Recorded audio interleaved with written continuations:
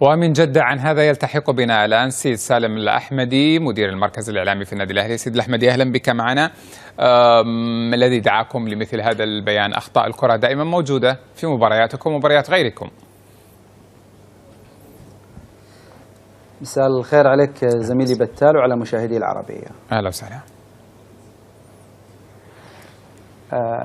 بداية يعني احنا لم نكن نود التطرق إلى أخطاء الحكام في مسابقات الكرة السعودية، ولكن عطفا على الأحداث الأخيرة التي حدثت بين النادي الأهلي واتحاد الكرة السعودي، كان لزاما علينا أن نقف وقفة صارمة تجاه ما حدث للفريق الكروي الأول مساء البارحة في مباراته أمام فريق الشباب. ونعتقد أن الجميع شاهد ما تعرض له الأهلي من كارثة تحكيمية قادها الحكم فهد المرداسي بمساعدة المساعدين الذين كانوا معه في إدارة هذه المباراة.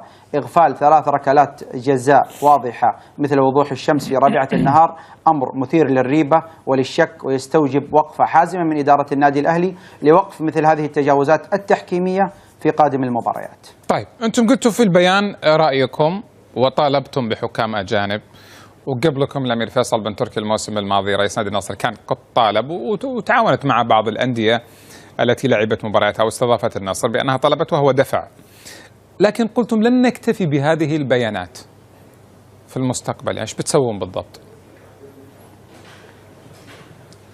شوف زميلي بتال، يعني الوسط الرياضي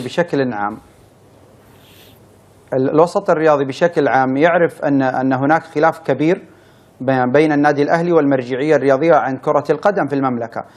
ما تعرض له النادي الأهلي من مؤامرة يعني غير مقبولة في تشويه صورته لدى المرجعية الكبرى في الاتحاد الدولي لكرة القدم الفيفا عبر مذكرة العار إنجاز تسميتها.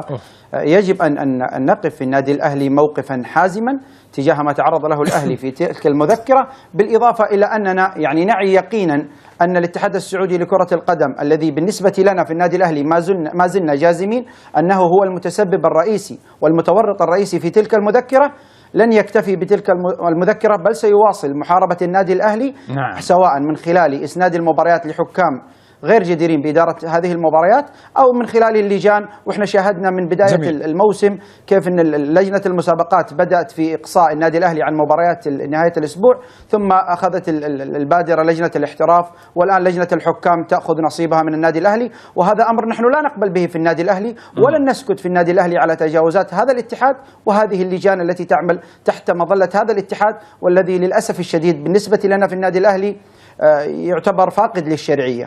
طيب، مع تحفظي على المفردات اللي انت استخدمتها أبرجع لها، لكن أنا أبغى أسأل يعني الإجراءات اللي بتتخذونها وش إذا استمرت الأخطاء التحكيمية كما تظنون؟ أنتم قلتوا بنتخذ إجراءات، وش الإجراءات؟ جميل.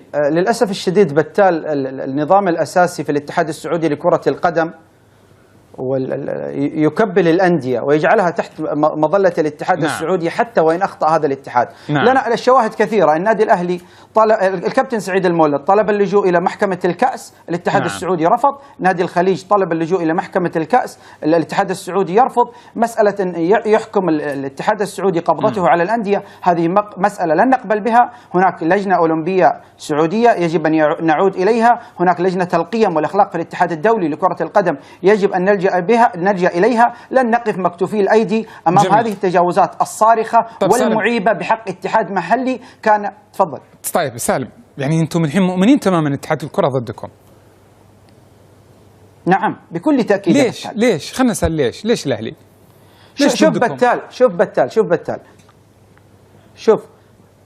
شوف بتال المشكلة اللي ما يعرفها أعضاء الاتحاد السعودي لكرة القدم واللي نحن نعرفها في إدارة النادي الأهلي، أن ما خرج خلال الفترة الماضية من وثائق تدين الاتحاد السعودي لكرة القدم هو يمثل ما نسبة 10% من الوثائق والمستندات والتسجيلات الموجودة على هذا الاتحاد السعودي لكرة القدم.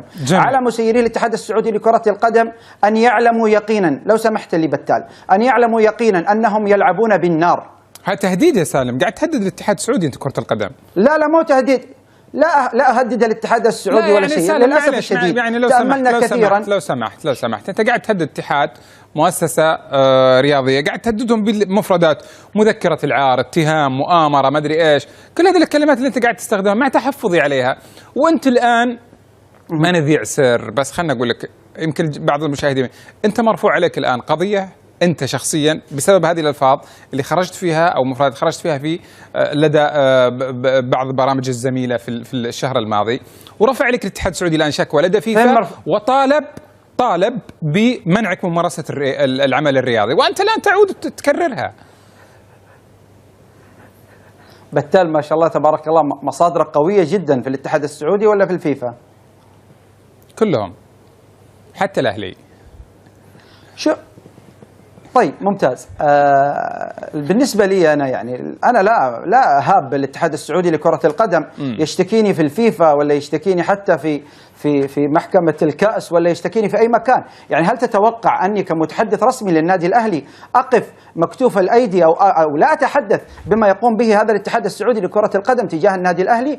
هم يشتكوني في الفيفا، هم يشتكوني في كل مكان. أنا لن أصمت على هذه التجاوزات للأسف الشديد المعيبة في حق اتحاد محلي كان يجب أن يحترم الأندية التي تعمل تحت مظلته. ولكن للأسف الشديد ما يقوم به الاتحاد السعودي في الفترة الماضية، يعني للأسف الشديد الأستاذ أحمد عيد مع كامل الاحترام والتقدير لشخصه الكريم شاهد أدلة ومستندات تدين بعض العاملين في اتحاد الكرة. ليش ما اتخذ أي قرار؟ ليش ما أقصاهم؟ ترى على فكرة مطالبنا في النادي الأهلي ما هي كبيرة يا بتال، مطالبنا هي إيقاع العقوبة.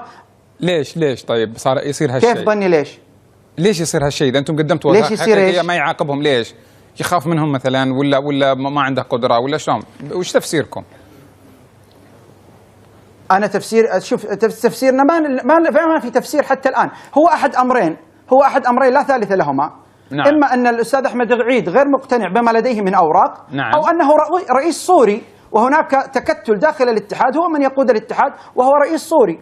إما أنه غير مقتنع بما نقدمه من مستندات وأدلة، أو أنه رئيس صوري يعني لا يهش ولا ينش. يا سالم توني أقول عليك قضية بتشطب من الرياضة برضو تضيف عليها مفردات جديدة. والله بتال أنا لو أشطب من الرياضة من أجل الدفاع عن النادي الأهلي، هذا أعلى وسام يقدم لي من الاتحاد السعودي لكرة القدم. سالم يعني. سالم أنت عرفت الحين أنه فيفا بيستدعيك أنت شخصيا لاستماع لأقوالك؟ وصلك أن سيتم استدعائك بعد شكوى الاتحاد السعودي عليك؟ بالعكس أنا إذا كان كلامك صحيح ومصادرك قوية، بالعكس أنا سأذهب إلى الفيفا، وأنا يعني أعتقد أن جماهير النادي الأهلي ومسيرين النادي الأهلي سيحتفون بي بأني أذهب إلى الفيفا، وأن اتحاد محلي يترك كل مشاكله اللي ساءت للكرة السعودية وشوهت جمال الكرة السعودية ويشتكي متحدث إعلامي في نادي رياضي. مصيبة، هذه كارثة. طيب أرجو لك التوفيق